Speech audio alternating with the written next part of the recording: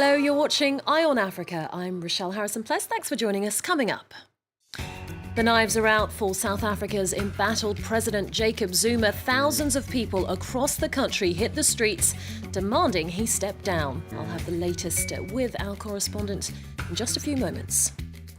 Relief for Gambia's new president Adama Barrow as the country's UDP party sweeps to victory following Thursday's parliamentary elections, clinching an absolute majority.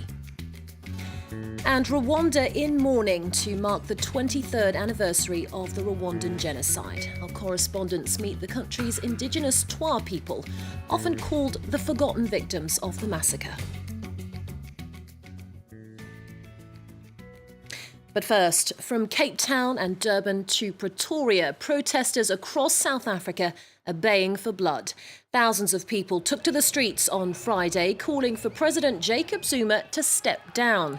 The mass demonstrations come after Zuma ordered a cabinet reshuffle, which included sacking the country's respected finance minister, Pravin Gordhan. Although the knives are out for the embattled South African leader, he has so far survived several calls for him to resign. Well, for the latest, let's cross to our South Africa correspondent, Aisha Ismail. She's in Cape Town for us. Aisha, anti-government protests happening, as I said, in several cities across the country. You were at the demonstration in Cape Town. What was the mood like? Well, it was dubbed the People's March. People from different ages, people from different race groups and economic and social backgrounds came together and gathered and spoke with one voice, and that is that President Jacob Zuma must go and that he's not capable of leading the country anymore. Now, this comes after President Jacob Zuma made a number of blunders, so to speak, by firing a very competent finance minister and also reshuffled his cabinet and replaced people that are believed to be loyal to him. And we saw that this led to South Africa being downgraded to junk status. And people I spoke to today say that they had enough of this, and today they're taking a stand and saying that they can no longer be quiet and stand back and watch Jacob Zuma destroy the country which Nelson Mandela and other freedom fighters fought for and died for. So they're saying they're taking a stand and they're not going to sit back and watch Jacob Zuma destroy the country any longer. Well, what's next for this movement? Because Jacob Zuma apparently has 9 lives. He's already survived several calls for him to go. Well, growing mass action is being planned by civil society organizations, by religious organizations, as well as opposition parties. And this will take place in different forms. People are talking about protests, people are talking about pickets, and also sittings at strategic places. But I guess the main focus will be on April the 18th, when a motion of no confidence will be debated in Parliament. Now, we know that President Jacob Zuma has survived a number of these, but given the dissatisfaction with President Jacob Zuma within his own party, it will be interesting to see whether members of Parliament belonging to the African National Congress will be brave enough to vote against their leader. OK, Aisha, thanks very much for that update. Aisha Ismail reporting there. Well, South Africa has denied breaking international law by failing to arrest the Sudanese President Omar al-Bashir when he visited the country in 2015.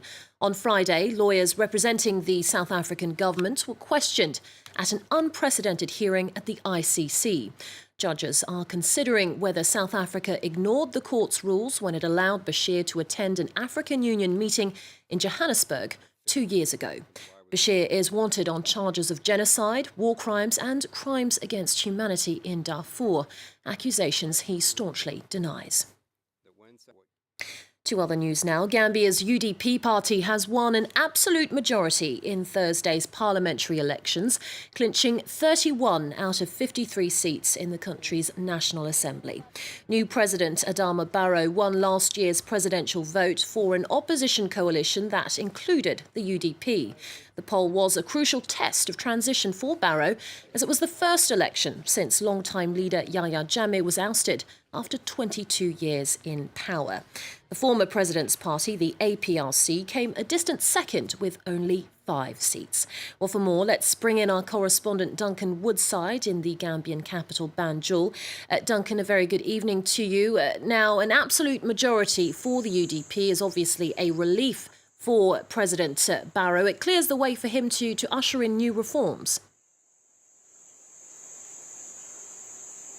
Well, absolutely, yes. The new regime is delighted by this result. 31 out of a possible 53 seats up for grabs during that parliamentary election. And as you mentioned there, the APRC, which is the party of the former president, only managed to get 5 seats. And another significant opposition party, the Gambia Democratic Congress, also only managed to get 5 seats. So that's quite a resounding majority, the 31 seats. Additionally, the new president has the authority to select a further 5 parliamentarians, which will give him a big mandate to push through with his programme of economic and political reform. At the same time, though, it should be acknowledged that there was quite a low turnout. Only 42% of voters bothered to turn up.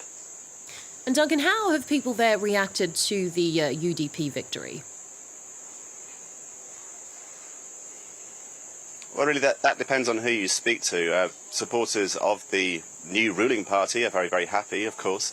Supporters of the other parties are somewhat disappointed. Certainly the Gambia Democratic Congress, they're disappointed because they fielded candidates in all but one of the constituencies, but only managed to get 5 seats. And of course the APRC are unhappy as well. That's the party of the former president, Yahya Jammeh. Now, in terms of international opinions, those are pretty scant for the time being.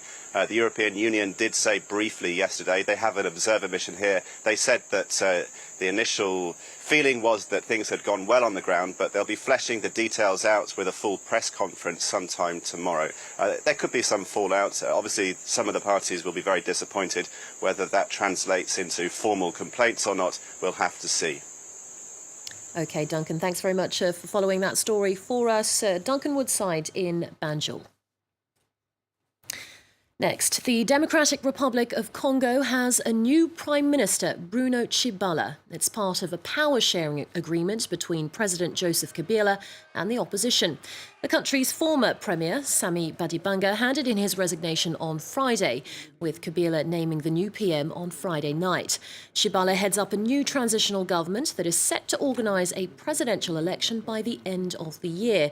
This comes after Kabila's refusal to step down when his mandate expired in December. And to Rwanda now, where a national period of mourning is underway to commemorate the 23rd anniversary of the Rwandan genocide. The Tois, often dubbed Rwanda's invisible people, could be considered the forgotten victims of the bloodshed, as they too paid a heavy price. Also known as pygmies, today they live on the fringes of Rwandan society, far from the capital Kigali and often in total poverty. Our correspondents Tois and Julia Steers went to meet this vulnerable population and sent us this report. It's an age-old custom handed down from generation to generation. Liberata and her daughter are potters, a practice now synonymous with the Tois in Rwanda. Living alongside Hutu and Tutsis, Tois represent less than 1% of the country's population. At 65, Liberata says life here used to be different. At the time, I lived in a forest not far from the river. We lived on hunting and gathering. Then the forest was gone, and we had to resettle in a village. Still, she looks back fondly on the hard days in the forest. Very few Tois own and cultivate land. Most of them make and sell these clay pots. But at 50 Rwandan francs per pot, less than 10 cents, Rwanda's potters barely get by. We can hardly make a living. Sometimes we can't even sell them. And sometimes we don't even eat. It's really not a good life. Most potters lack the means to go to school or access health care. Often, they feel isolated from society. Sometimes there is racism. We are reminded that we are Tois, and that hurts. Since 2012, just one man represents the Tois at the highest level of the state. Senator Zephyrin Kalimba, an advocate for the community, believes this responsibility should be shared. There's always this inferiority complex that blocks them. That's why it's hard to fit in. If they had changed their mentality earlier, they could go to school like the others. They could work to fit in with the community. But the senator is optimistic. The Potters are now recognized as a vulnerable population, opening the door for government support, in the hope that this ancestral culture does not entirely disappear from Rwanda. Well, I'll be back in around 45 minutes with more African news. Stay tuned to France 24. My colleague Will Hildebrandt is up next with more news. Don't go away.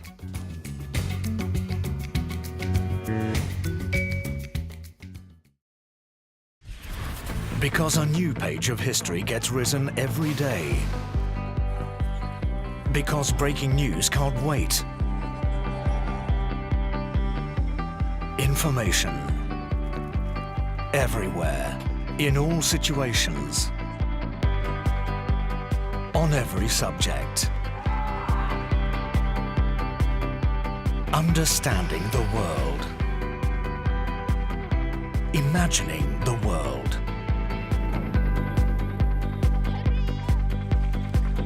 France 24, a different take on the news.